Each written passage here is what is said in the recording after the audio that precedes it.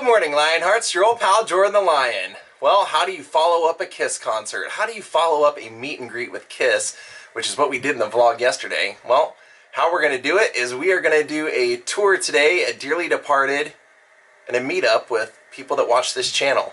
Today is our second and our last Lionheart tour with Dearly Departed. So come along.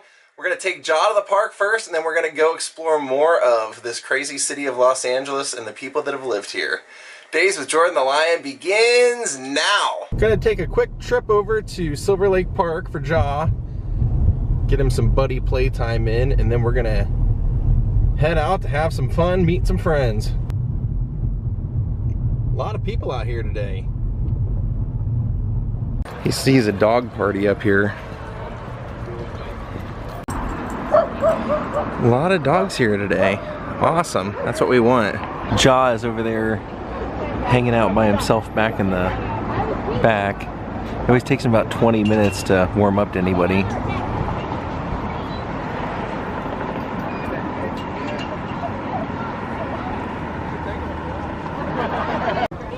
There he goes.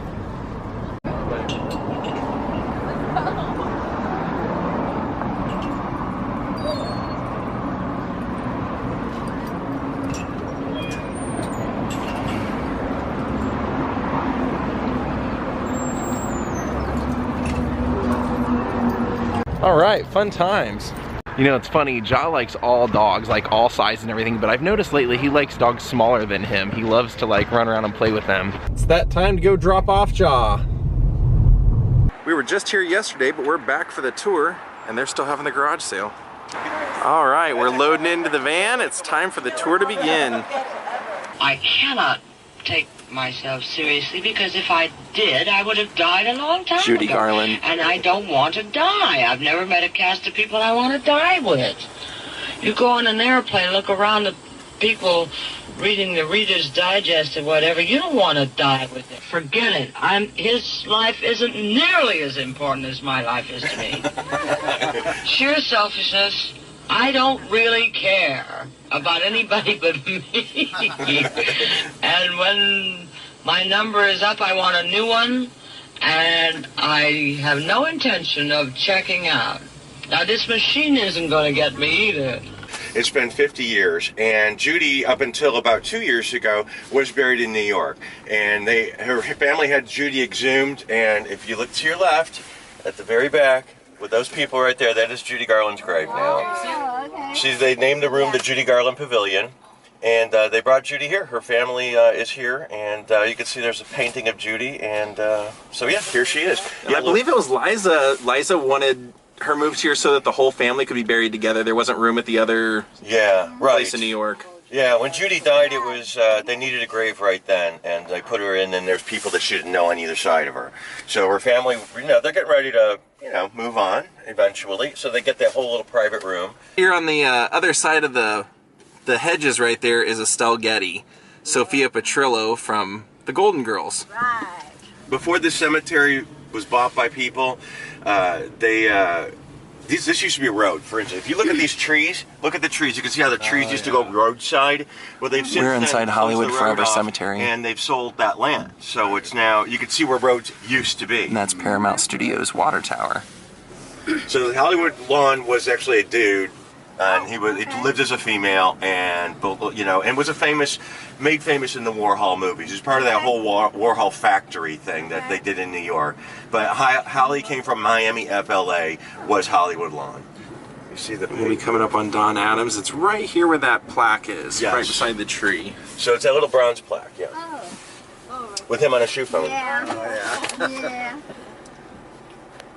So right here is the final resting place of Constance DeMille and Cecil B. DeMille, the man who gave us, what, everything. The Ten Commandments, King of Kings. Yeah. I mean, he was the director that people hated to work with, but got a great product done. I mean, I remember hearing an interview with him where he said if an actor ever says to him, "What should I do here?" he would threaten to fire him and say, "I didn't hire you to ask me questions, I hired you to be an actor. Do your job. If you can't do your job, I'll find someone else." Cecil B. DeMille's daughter was married to Anthony Quinn, Zorba the Greek. you know? Yeah. And they had a child, Christopher. Now, DeMille lived up in that area that Courtney Love used to live in, which is Laughlin Park, you know, that gated community. Not very far. It's where Angelina Jolie... Actually, she lives W.C. Fields lived there too, didn't he? Yeah. Angelina Jolie now lives in DeMille's old place. Right. So anyway, Christopher Quinn was 3 years old, Anthony Quinn and DeMille's daughter's child, and W.C. Fields was across the street. W.C. Fields collected toy boats, and he had a little fountain in front of his house. And DeMille, little Christopher Quinn, sort of toddled over there to play with the boats and fell in the fountain and drowned. And of course, W.C. Fields was really famous for not liking children. You know, he would always make, you know, horrible comments about kids. And of course, he was appropriately devastated at the time. And the pond was filled in immediately. And but it's an interesting little piece of Hollywood story that took his life. That brown headstone over there is Eddie Bunker, and he was in Reservoir Dogs.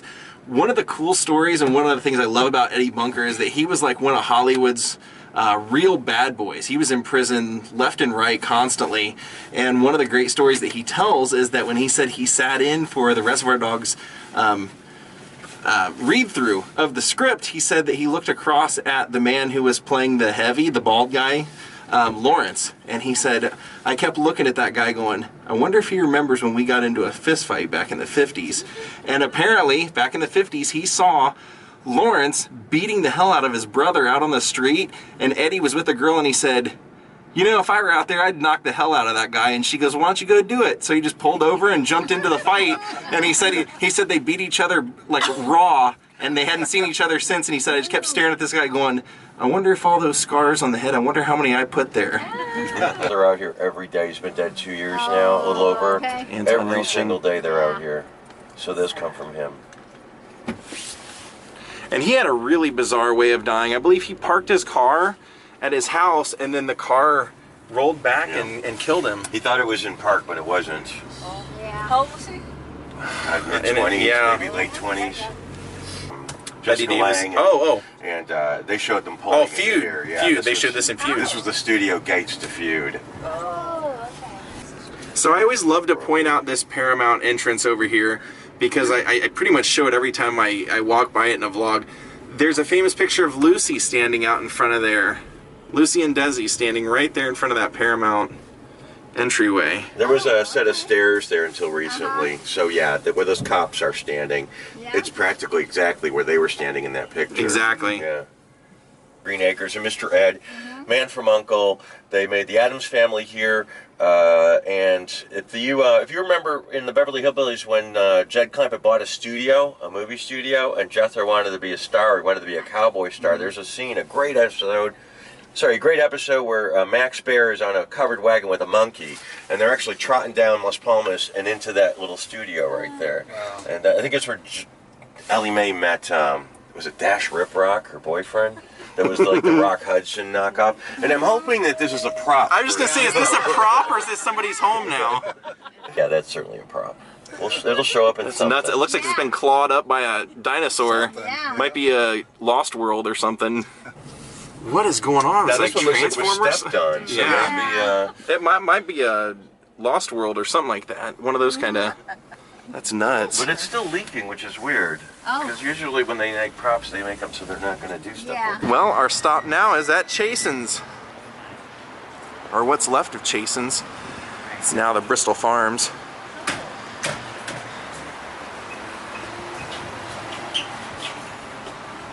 Pretty crazy. I mean, only in Hollywood, only in LA can you walk into a grocery store and get to see what's left of Chasens. You know, nobody wanted to see it go, but God love them for saving a little bit of it that we can all enjoy if we want. How cool is that? What's interesting is you look around this grocery store and you go, so at one time, this was such a popular hangout that Jimmy Stewart had his bachelor party here. Ron and Nancy Reagan were engaged in a booth here. Now it's a health food store. Yep, you got pictures of Hitchcock up there. You got pictures of Jack Webb with his date. You got Jimmy Stewart sitting in the booth right there. Groucho Marx right there. I mean, you gotta love it. You gotta love it. Danny K. We just found a Girl Scout booth, and since we're out on a tour today, I'm gonna treat everybody to some Girl Scout cookies. So we're gonna pick out 4 boxes and share them with everybody on the tour. So this duplex is, this is where I used to hang out with Shelley. This was Shelley Winters' house. Believe it or not, a woman who made a lot of money and was a big star at over 100 movies. She lived here because when she got pregnant, she was so close to her family that she wanted them to move in. So her parents lived on the upstairs, and her and her husbands, I say plural because she, you know, had multiple husbands that ended up living here. They lived on the ground floor, 457. Now it looks a little strange to me because when I knew Shelley, I never saw those stairs because she always had a wheelchair ramp there. But it was here that when I would go in there and hang out, she would tell me about how Elvis used to run up her phone bill. Literally right on the other side of the shrubs right there, there's a window, and her phone was on the other side of that. And so she said when Elvis would date Natalie Wood, back in the day, most people don't even know that, Shelley was the chaperone because Natalie Wood's mom didn't trust Elvis.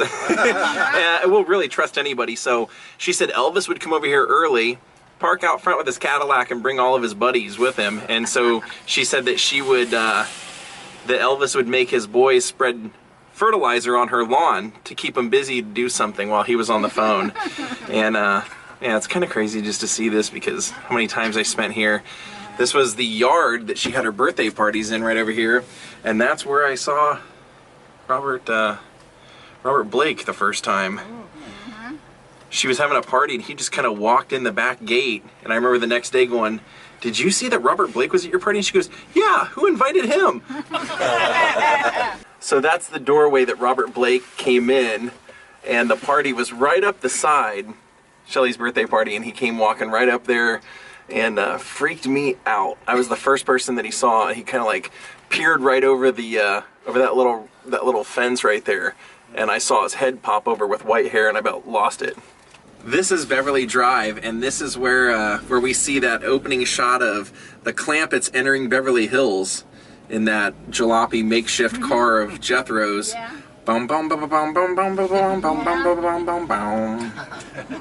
Good old Jed made a good life for them here out of that black gold net Texas tea. There's a couple of celebrities. This was the last home of Rosalind Russell, Auntie Mame. Oh, yeah. And her husband, who was an agent, he said it was so scummy they called him the Lizard of Roz. Yeah. Ray Bolger is the Scarecrow from The Wizard of Oz. Let's see which one is. Oh, I think that was it right back there. It's really tiny. It's not a large house at all. It's this driveway there on the right. There. That's Ray Bolger's last home. And then one of these houses on the left is the house where David Spade got attacked by his assistant and was chasing him around his house with a taser. I think it was this one right there. I couldn't have laughed harder. David Spade's an awful human being. You said he throws rocks at your bus? Yeah. Or your vans? Yeah. When Sunset Boulevard came and sliced the property in half, the hotel gave this to the city on the stipulation that it remained a public park. Right in front of the Beverly Hills Hotel. Now we're going to be coming upon the bathrooms here at the Will Rogers Parks, and these are the bathrooms that the late George Michael was busted in right there for propositioning someone. Unanswered questions, too many unexplained deaths, or tragic deaths involving people who lived on this street or in the canyon. Now, for instance, coming up on our right at 12:30, I think it's the next block. It might be. So at 12:30, now one of these was Darren McGavin's house too. That was Darren McGavin's old house.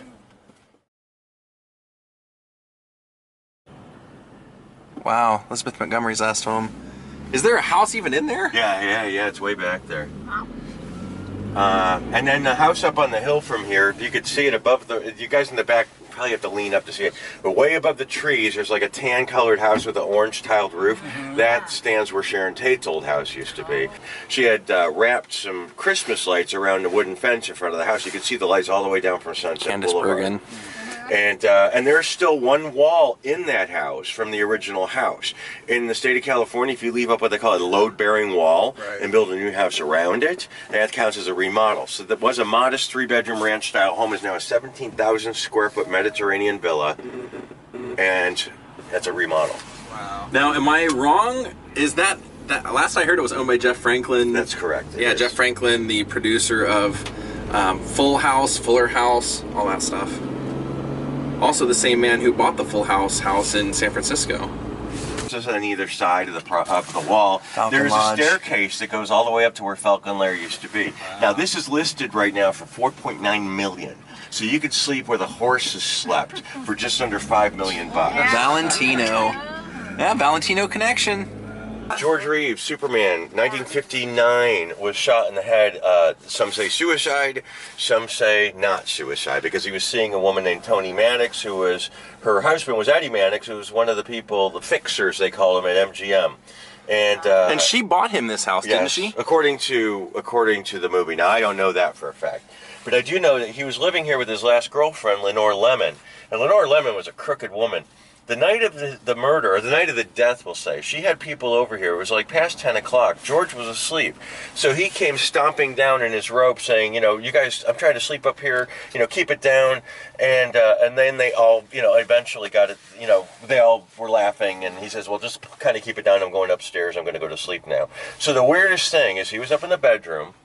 And you could hear him walking across the bedroom. And this is in the reports. I read it myself. Lenore Lemon said, and now he's walking across the room. You hear him stomp across the room. Now he's getting the gun out of the dresser, and then you hear a boom, and he shot himself in the head. Wow. So it just doesn't make sense. No, it makes no sense. The Hollywood Land movie was made about this with Ben Affleck.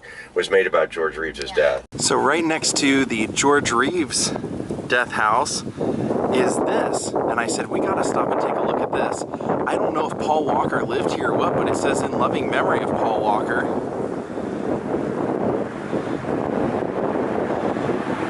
And then you have all of these on the pole, which there's almost never anything on poles out here in Benedict Canyon, but here's the address, 1573.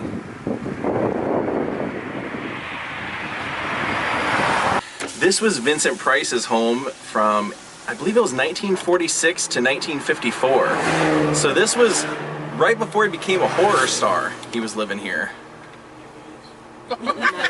And there's David Carradine. So this was the last address. This was actually the last home that Brandon Lee bought. Brandon Lee was the son of Bruce Lee, and Bruce Lee, the Lee family has always had what they called a curse. They always say there's a Lee family curse because Bruce Lee's older brother died in like infancy, and then Bruce died young from something simple, just taking a headache medication. He literally took a headache medication, took a nap, and died. So what happened to Brandon was filming The Crow, and the people that were doing the props for The Crow went to a pawn shop, and they bought a bunch of guns and ammunition and things there they were going to use for the movie. And so when they brought it back, the prop master flipped out because you're not supposed to have live ammunition on a set. So he took it, and to save money, they were actually taking apart the bullets and taking the active elements out that would cause to be a bullet. Well, one of the primers on one of the bullets, they hadn't spent that primer.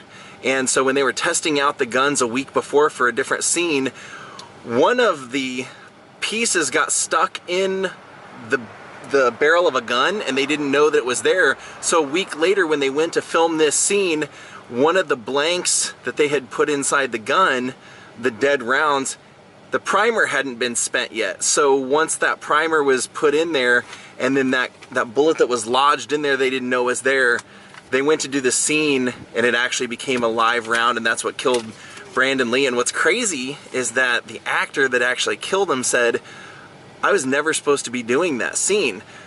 I was never supposed to have a gun. It wasn't literally until we went to film that the director said, hey, I want you to do this instead. So it was just, yeah, it was just a total act of accidental, or, you know, just somebody not being safe on a set that ended up killing him.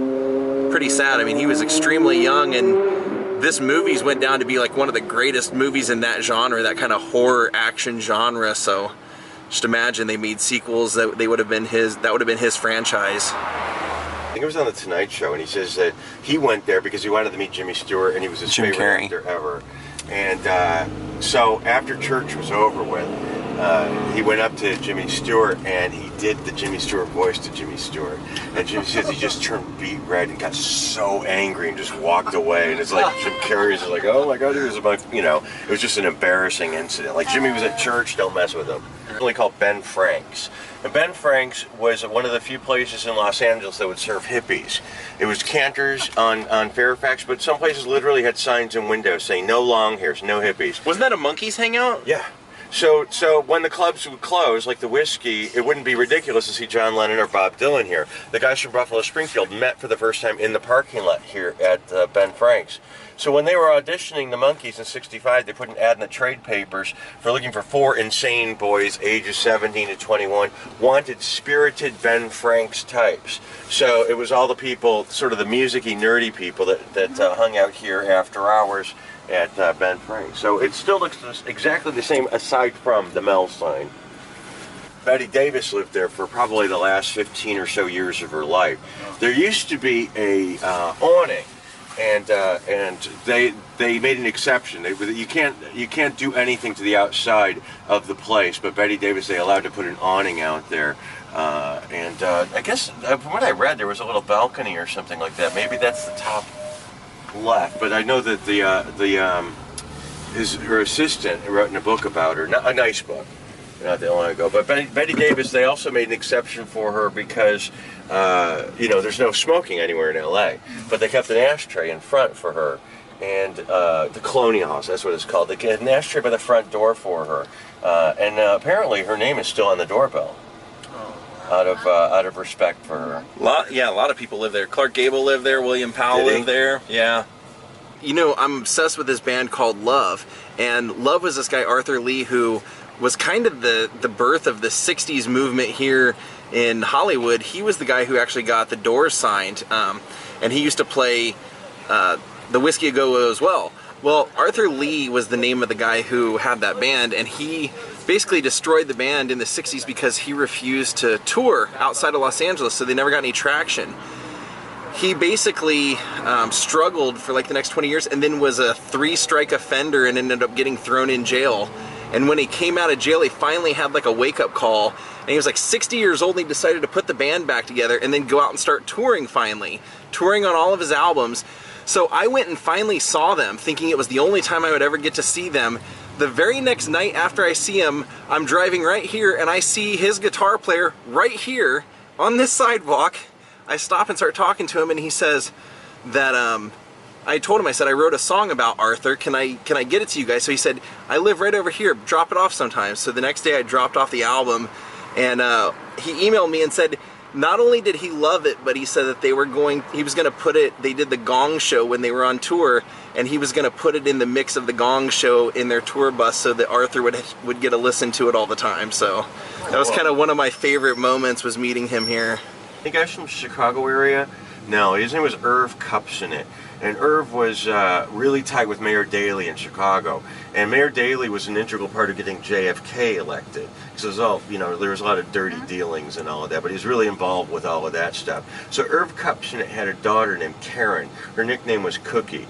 And Cookie was kind of neurotic, her mother, you know, with weight and all that kind of business like that. But she was a bit nuts. And she was dating a guy named Andy Prine. Andy Prine was his name, an actor. And her best friend was Mark Goddard, who played Don on Lost in Space, the good-looking younger guy that wasn't the captain of the ship. So anyway, it was 1963 that Karen Kupcinet was in her apartment. No, they saw her at a payphone, and she was supposedly overheard to say, the president is going to be assassinated.